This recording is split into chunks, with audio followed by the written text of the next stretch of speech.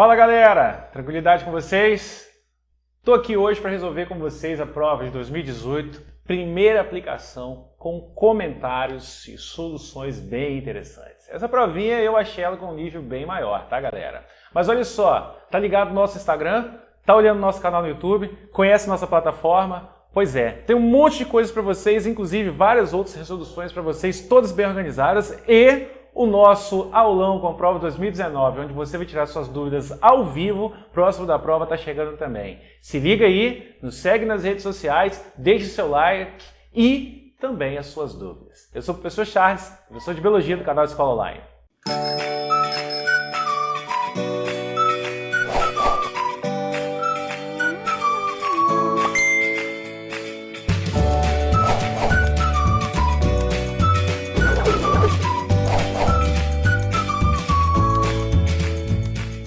Questão número 1. Diz ali, ó. Os metais são obtidos através da prática da mineração. Ok. A atividade de exploração mineral, embora indispensável para sustentar nosso estilo de vida atual, é uma atividade de grande impacto ambiental e necessita de ser executada respeitando severas medidas de controle ambiental. Considerando o uso sustentável de uma área de mineração, a mineradora responsável deve... Ele fala ali, galera, que tem assim, ó, deve ser executada respeitando severas medidas de controle ambiental. Medidas de controle ambiental é um negócio bem interessante. Ele dá um toque aqui bem legal para nós e eu tô marcando para vocês aqui, ó, essa parte de controle ambiental. Ele fala que você vai retirar todo o minério disponível da mina. Ele fala na B que vai reutilizar a área de mineração para extração. Letra C ele fala recuperar as áreas degradadas pela essa atividade. E a letra D ele fala transportar os resíduos para os corpos de água. O que seria, do ponto de vista ambiental, algo sustentável aí? O que você vê de viável? Fala pra mim, fala contigo. É óbvio, né, pessoal, que a letra B é a mais interessante. Reutilizar a área de mineração para extração, né? Ou a letra A é mais interessante, retirar tudo. Ou a letra D, transportar os resíduos para os corpos de água, resíduos de mineração para corpo de água, causando bioacumulação, que é um processo muito sério. Ou letra C seria mais viável ambientalmente, que é mais lógico, recuperar as áreas degradadas pela essa atividade. Gente, é óbvio que eu brinquei com vocês, mas a nossa resposta é a letra C.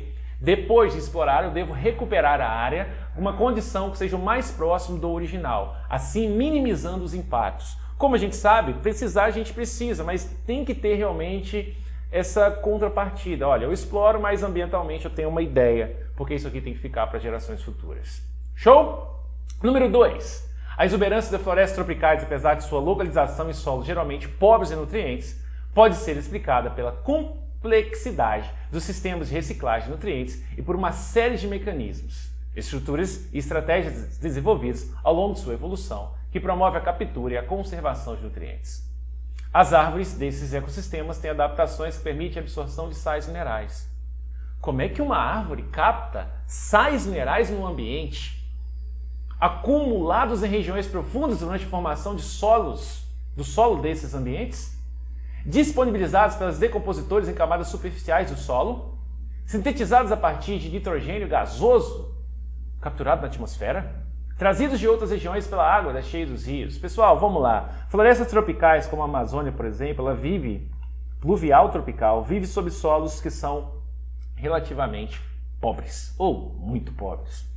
Daí, galera, a decomposição da matéria orgânica gera, de forma superficial, os sais minerais, os nutrientes inorgânicos que as plantas precisam. O solo é pobre, então se a planta buscar muito profundamente os minerais no solo, ela não vai encontrá-los. Então aqui nós teríamos letra B de bola. B de bola é o que vocês estão vendo aí, ó. Disponibilizados pelos decompositores em camadas superficiais do solo. É aí que ele vai capturar. Bacaninha? Então essa é a nossa resposta, letra B de bola. Vamos para número 3. Diz, as pessoas mais velhas afirmam que hoje não é como antigamente. Normal, né? Tudo está diferente, a temperatura, o período de chuvas e outros fenômenos da natureza. Florestas com altas taxas de transpiração foram substituídas por cidades. Transpiração. Você já percebeu quando você passa em um local que tem mais plantas, é mais úmido e mais friozinho? Pois é. A sua cidade, assim como a minha cidade, cidade dos professores que estão nos escola online espalhados por aí, também, mesma coisa. Sempre foi assim. Amigos, as construções de cidades compactam o solo, formando ilhas de calor que alteram a taxa de evaporação e o microclima. Além disso, as terras antigamente eram utilizadas para diversos fins, inclusive para a produção de grãos em solos permeáveis. Solo permeável é o solo que não tem asfalto, por exemplo. Então a água vai infiltrar nesse solo. Considerando as transformações ocorridas no ambiente, aquela que interfere diretamente na falta de reposição da água no lençol freático é a impermeabilização do solo nas cidades. Gente, não tem nem o que falar. Você, ao impermeabilizar o solo da cidade, a água não penetra mais o solo. E isso contribui muito para as grandes enchentes que vocês veem nas grandes megalópolis, como o Grande BH, Grande São Paulo, lá no Nordeste, enfim, no Rio de Janeiro, no sul do Brasil, enfim. Beleza? Impermeabilização dos solos nas cidades. Isso vai influenciar a reposição de água, porque a água não entra no lençol freático. A letra B ele fala produção de grãos em solos permeáveis. Nada a ver, né? Diminuição da evaporação de águas das cidades, letra C. Redução da transpiração das florestas pelos desmatamentos. Não tem nada a ver com o item. O comando é esse, ó, considerando as transformações ocorridas no ambiente. Aquela que interfere diretamente na falta de reposição de água no lençol freático. Tem que abastecer o lençol freático, então tem que infiltrar a água no solo. Impermeabilizou o solo com um asfalto, que é o mais comum, não tem mais o abastecimento desse lençol freático. Ok? Tem dúvidas? Comenta aí para mim, hein? Questão número 4 diz assim, ó. Segundo a teoria da evolução atualmente aceita, o uso inadequado de antibióticos acaba selecionando organismos resistentes a essas substâncias. Essa resistência foi evidenciada na bactéria que causa a tuberculose, tornando ineficazes medicamentos que anteriormente eram eficazes. Segundo a teoria proposta por Darwin, que mecanismo evolutivo explica o aparecimento de bactérias resistentes a antibióticos quando em contato com esse medicamento? E aí, pessoal? Indução de modificações genéticas pelos antibióticos, conferindo maior resistência e maior capacidade de reprodução das bactérias resistentes? Modificação do formato das bactérias, promovendo maior resistência e condições para se reproduzirem de forma mais acelerada? As bactérias mudaram a forma delas, então agora elas reproduzem mais rápido. Letra C. Produção de moléculas novas pelas bactérias, proporcionando maior resistência e possibilidade de gerar descendentes. Letra D. Eliminação das bactérias menos resistentes, permitindo que somente as mais resistentes se reproduzam, deixando mais descendentes mais fortes. E aí, galera? O que vocês acham? Vamos fazer uma análise dessa questão mais profunda. Letra A diz, indução de modificações genéticas pelos antibióticos. Está errado. Os antibióticos não induzem. É como se o antibiótico induzisse as mutações. É por isso que a letra A está errada. Ok? Antibiótico não induz a mutação. A mutação acontece espontaneamente. Mas olha só, segundo a teoria proposta por Darwin, que mecanismo evolutivo explica o aparecimento de bactérias resistentes? Darwin também não diria sobre mutação, ele não sabia sobre mutações. O mecanismo evolutivo seria a mutação, mas não dita por Darwin. Darwin não sabia nada sobre genética. Letra B fala modificação do formato das bactérias, promovendo maior resistência. Isso não faz o menor sentido. A modificação do formato ela existe sim, mas desde que haja uma mutação no DNA que modifique o formato da bactéria. Letra C. Produção de moléculas novas pelas bactérias. Esse seria um mecanismo evolutivo? Beleza. Interessante. Proporcionando maior resistência e possibilidade de gerar descendentes. Se ela consegue se proteger, faz sentido. E a letra D? Eliminação das bactérias menos resistentes, permitindo que somente as mais resistentes se reproduzam, deixando mais descendentes mais fortes. Olha só, esse mais forte aqui tá estranho. O correto seria mais adaptados. Darwin fala em mais adaptados. Tirando esse mais forte, eu diria para vocês que a letra D é uma questão ou uma resposta que propõe sim uma resposta ao item, uma resposta adequada, porque volta no item de novo. Segundo a teoria proposta por Darwin, que é a teoria da seleção natural. Agora eu vou esclarecer tudo. Que mecanismo evolutivo explica o aparecimento de bactérias resistentes a antibióticos quando em contato com esses medicamentos? O mecanismo seria a seleção natural, onde os indivíduos mais adaptados sobrevivem e os menos adaptados morrem. A letra C fala a produção de moléculas novas pelas bactérias, proporcionando maior resistência e possibilidade de gerar descendentes. Isso também não está incorreto. Mas eu, sendo sincero com vocês, nenhuma das duas contempla perfeitamente a resposta. Nenhuma das duas. Mas pensando em seleção natural, eu diria para vocês a letra D. Mas fazendo a ressalva dos mais fortes. Não é mais forte, é mais adaptado. Ok? Mais adaptado. Existe uma ideia errada que os mais fortes sobrevivem e os mais fracos morrem. Esse conceito de forte e fraco, ele é muito incoerente quando nós biólogos falamos. Às vezes os indivíduos mais fortes são tidos como aqueles mais portadores de maior massa muscular, por exemplo. Não é bem isso, por isso que a gente usa a palavra adaptados. Feita toda essa ressalva, galera, espero que você tenha entendido a ideia. Se não entendeu, coloca aí para mim. Tem aula no projeto Enem sobre isso também, sobre evolução. Coloca que eu coloco para você, disponibilizo para você o link também. Vamos à questão número 5. Questão número 5, temos um desenho. O desenho começa aqui, ó, produção de cerveja. Quando vocês fizerem 18 anos e beber, aí, ó, já sabe de uma coisa, como é que é produzida a bebida que vocês talvez venham a beber. Diz ali, ó, tem aqui malte, água, lúpulo. Aí tá tudo aqui, ó, preparo do mosto, é o que ele colocou aqui, ó. Aí aqui em 2, ele fala fermentação. Esse é um negócio interessante, fermentação e maturação. Aqui dentro tem uma mistura, segundo ele está escrito, eu estou marcando para você o que está escrito. Aí aqui tem a filtragem, filtrou, em 4, envase para consumo. Aí foi para o barril, foi para uma lata, foi para uma garrafa. Ok, eu fiz uma análise da proposta da banca do INEP. Do álcool presente na cerveja, presente na cerveja, resulta do quê? Pessoal, o álcool resulta da fermentação da glicose.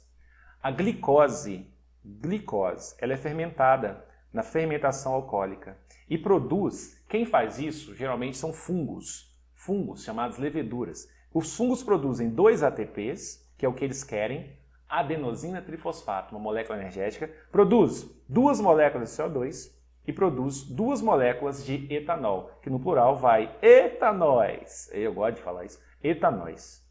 Entendeu?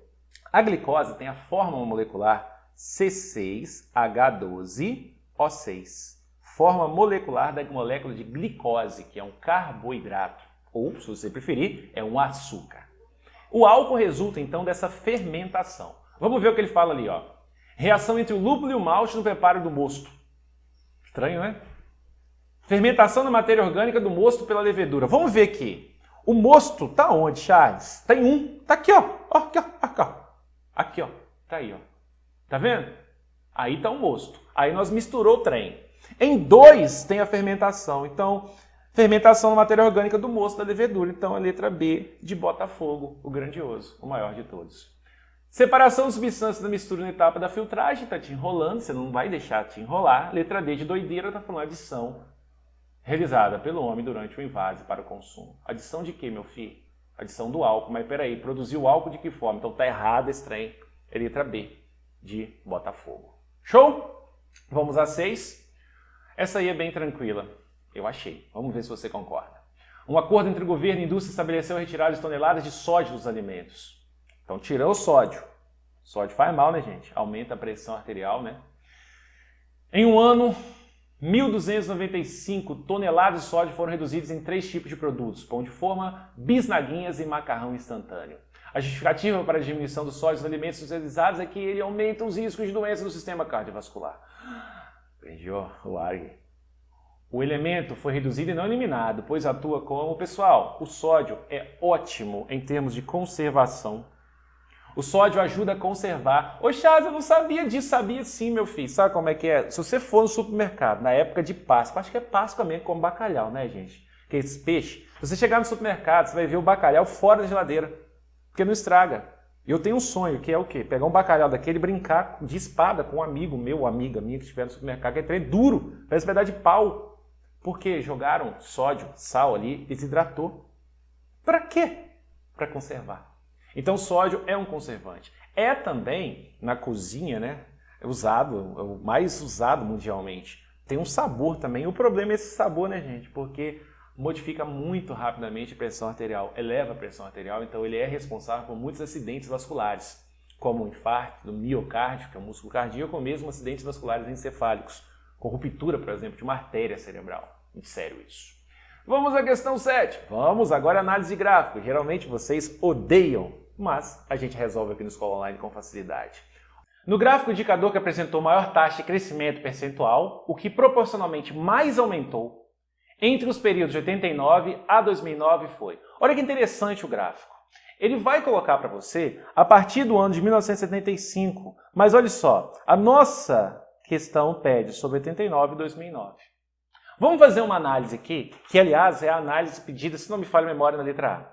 Ele pede para você ver proporcionalmente quanto aumentou a quantidade, ou percentualmente, ou proporcionalmente, meninos, sexo masculino, do ano de 1989, tá vendo? É 15, até 2009, que é 34,8. Para você ver essa proporcionalidade, você faz isso, ó. Divide 34,8 por 15. Para ficar mais rápido, menos enfadonho a questão, eu deixei alguns cálculos feitos aqui e raciocínios. Mas eu quero antes destacar um para você. Você consegue falar para mim quanto aumentou proporcionalmente meninas obesas do ano de 1989, tá vendo? Era 2,4 para 2009? Dá uma olhada. Meninas em 2009, 11,8. Em 89 era 2,4. Veja para mim de quanto foi o aumento proporcional. Para ficar mais rápido, eu fiz isso aqui para vocês. Ó. Eu marquei e fiz análise. Tem uma aqui atrás da minha cabeça. Mas olha lá. Vai na letra A para mim. Excesso de peso em crianças do sexo masculino. O excesso de peso em crianças do sexo masculino está marcado aqui. Estou olhando aqui. Ó.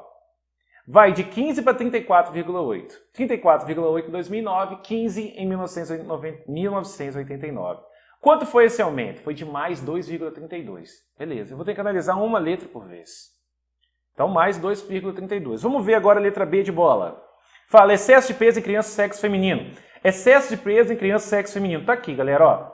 O primeiro, aliás, vou marcar aqui, ó, 2,32. O excesso de peso em criança sexo feminino sai de 32 atualmente e era 11,9 em 1989. Então, dividir deu 2,68. Então está ganhando, 2,68. Por enquanto eu marcaria a letra B. Vou ter que fazer análise com a C e a D. C. Obesidade em criança sexo masculino. Está aqui, ó. Obesidade em criança sexo masculino. Era 4,1, agora é 16,6. Está aqui, ó. 16,6, sim na minha cabeça. Dividido por 4,1. Proporcionalmente, 4,04. 4,04.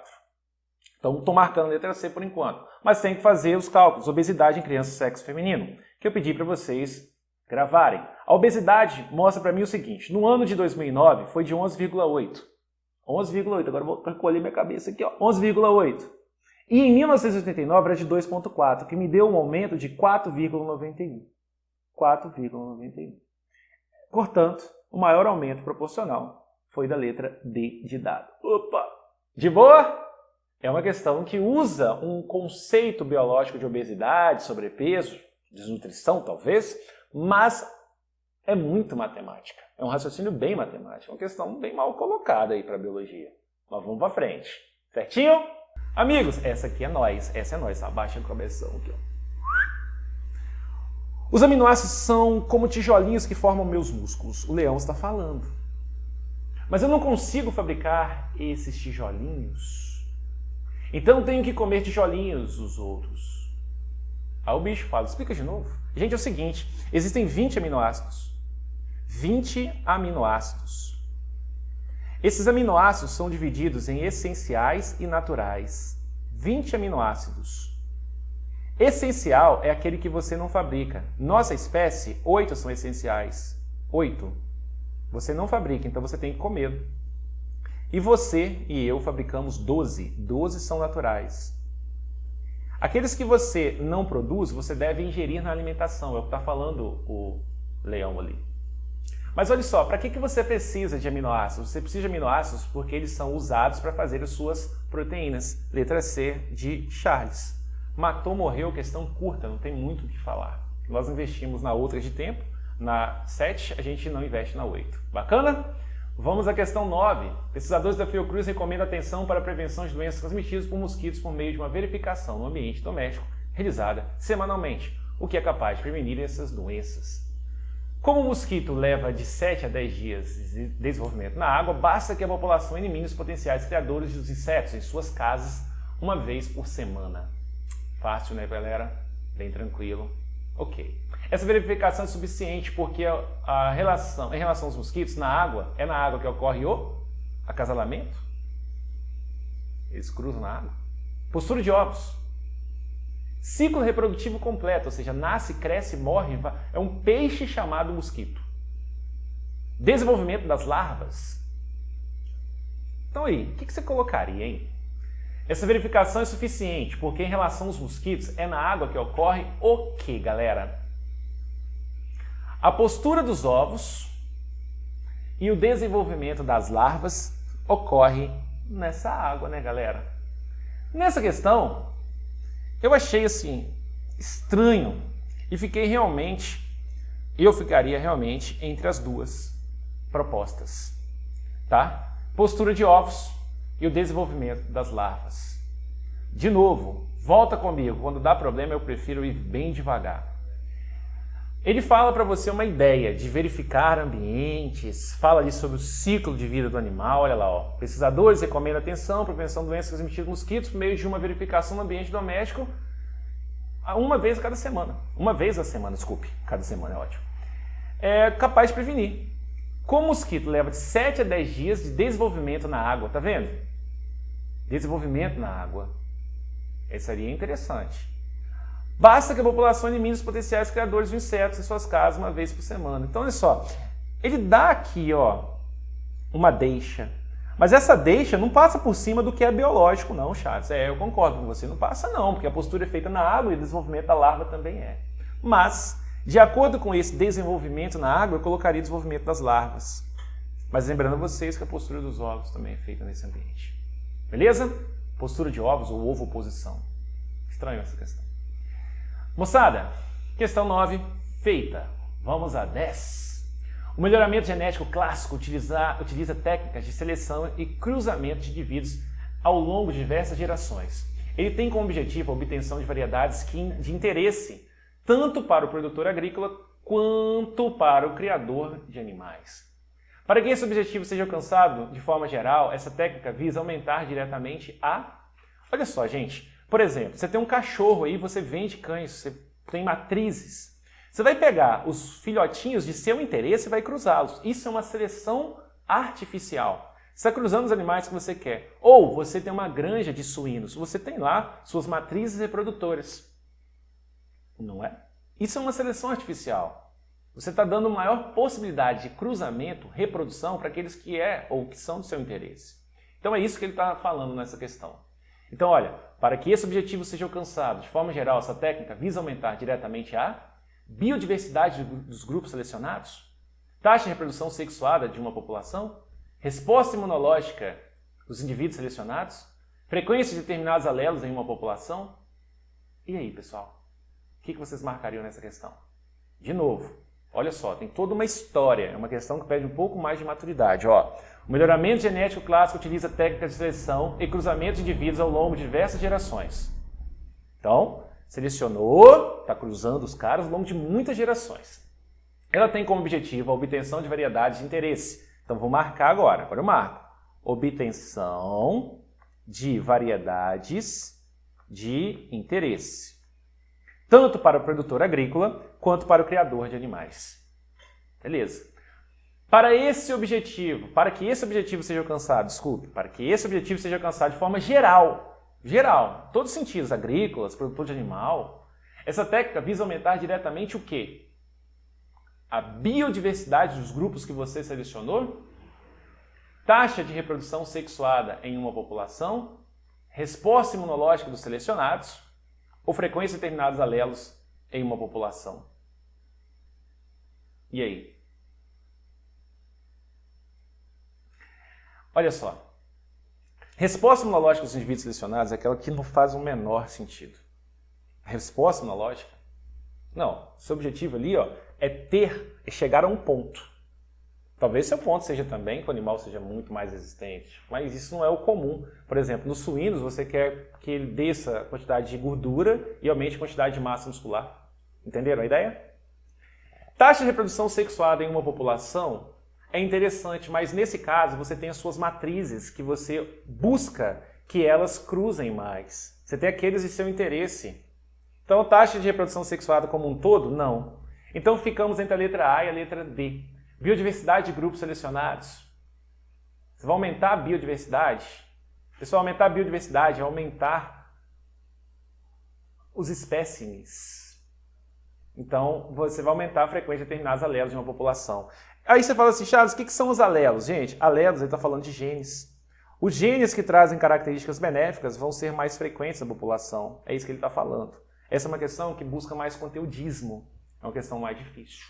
Ok? Com aquela característica genética que você selecionou, você vai ter mais indivíduos com a sua ou com as suas escolhas. Por exemplo, no cachorro, era um cachorro peludo e pequeno que você queria que não latisse, pronto. Os genes determinam isso. Você o selecionou. Beleza? E a última questão, questão número 11, também genética, também precisa de uma maturidade maior. Diz assim, ó, a fibrose cística é uma das mais comuns doenças hereditárias de um único gene em caucasianos. Cerca de 1 em 3 mil bebês caucasianos nasce com fibrose cística e cerca de 1 em 25 caucasianos do norte de ascendência europeia é portador do gene para fibrose cística.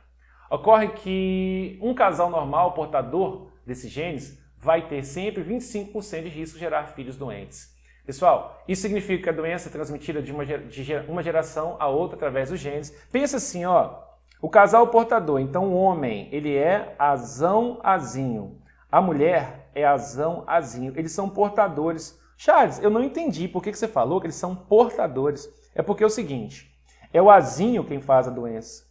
Charles, como é que você sabe? Eu vou cruzar esses dois caras. Aquilo que vocês chamam de jogo da velha, mas a gente chama de quadro de Punnett. Ó, eu vou cruzá-los, tá bom?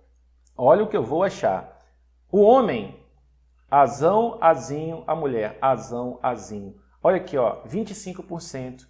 Por que 25%? Porque esse aqui não é fibrose cística, esse não é fibrose cística, esse também não tem a fibrose cística. Só quem tem a fibrose cística é o indivíduo azinho, azinho. Só esse aqui, ó, que eu estou marcando com a minha seta. Então, é herança recessiva. Por isso que o pai e a mãe são portadores, não tem a doença e o filhote pode tê-la. Beleza, gente? Então aí, nós terminamos essa prova que foi bem mais longa e tem um nível de dificuldade maior. De 2018, primeira aplicação, nível de dificuldade maior do que as anteriores já resolvidas por mim. Galera, gratidão imensa. Não se esqueça que a gente está junto com vocês no Projeto Enem, aulas online todos os dias. Vem com a gente, valeu? Até mais, gente. Grande beijo para vocês, hein? Se cuidem. Fui.